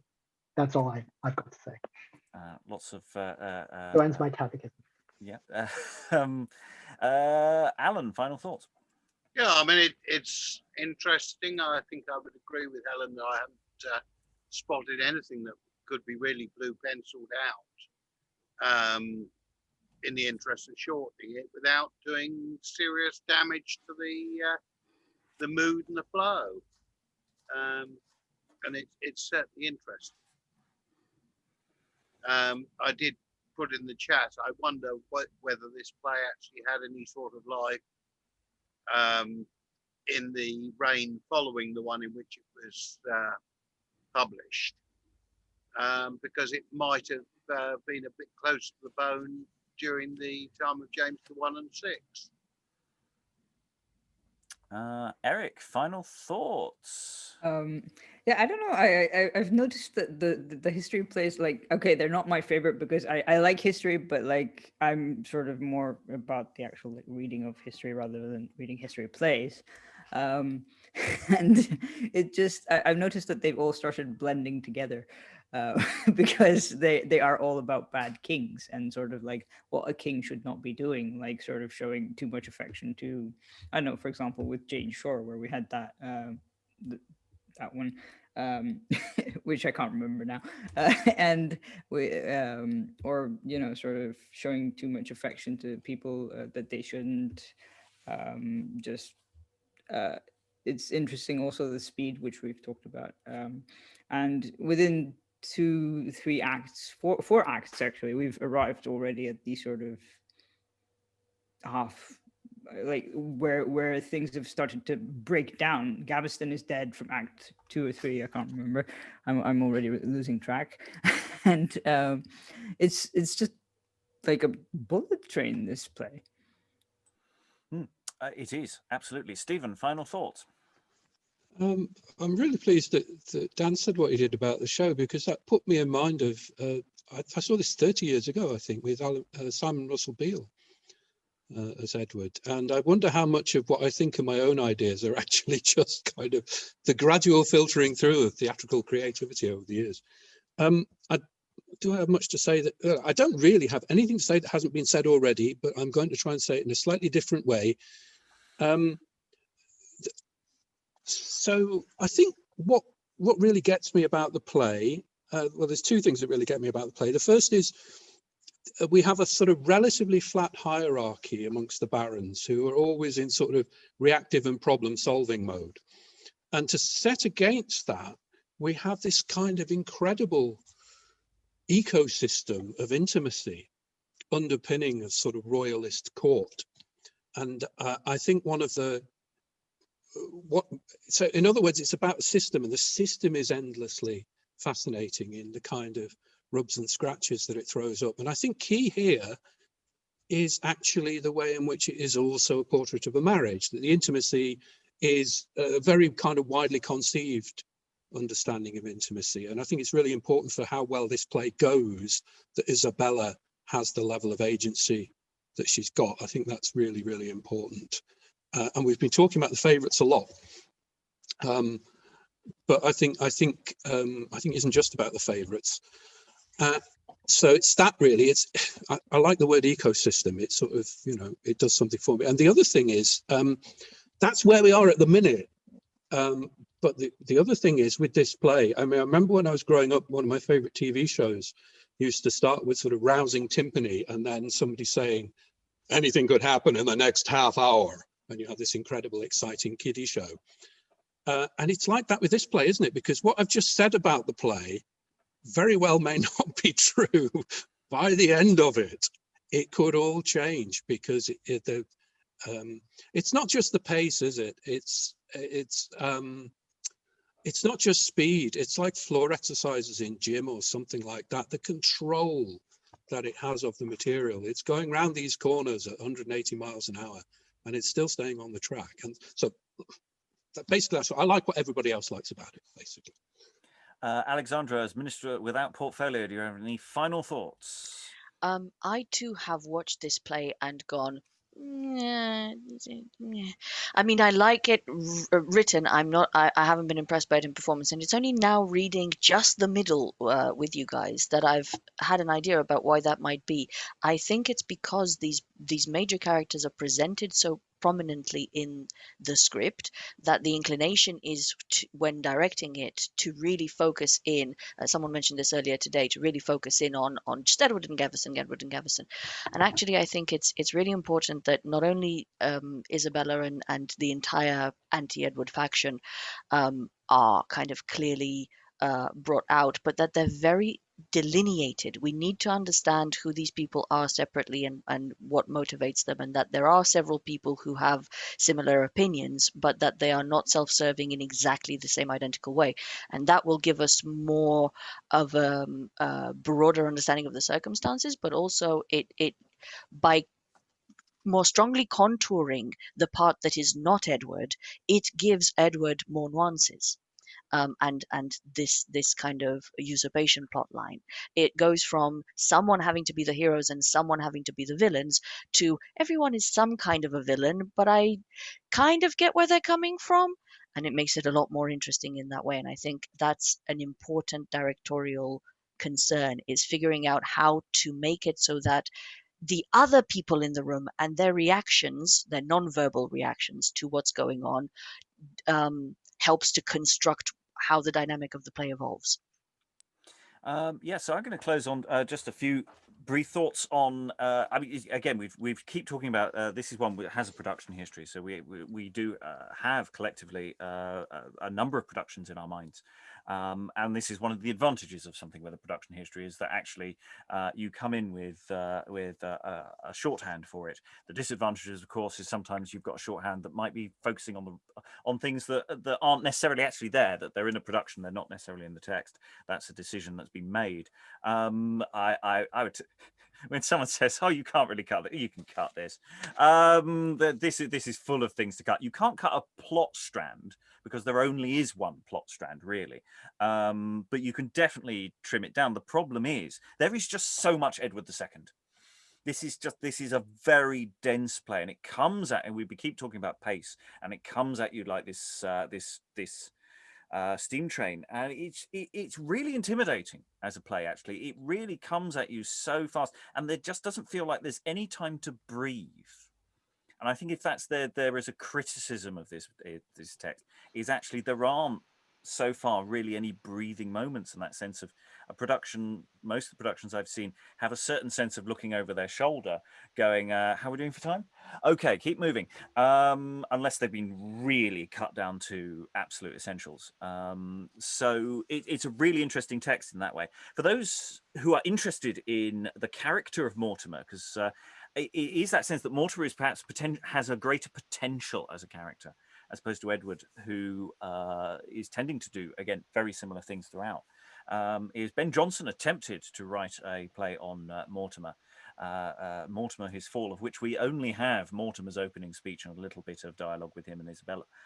And it's a fabulous speech. I'm just going to say, but it's one of Ben Jonson's really nice little bit of work. He didn't finish the play. He literally wrote the synopsis and this opening speech and dialogue. And we got it on the podcast. If you want to have a listen to that, I can recommend listening to Mortimer His Fall by Ben Jonson. And also, if you want to do an interesting audition speech as an actor, I can recommend Mortimer's speech there. It's a really cracking. It's dense. It's knotty. It's hard. It's fun.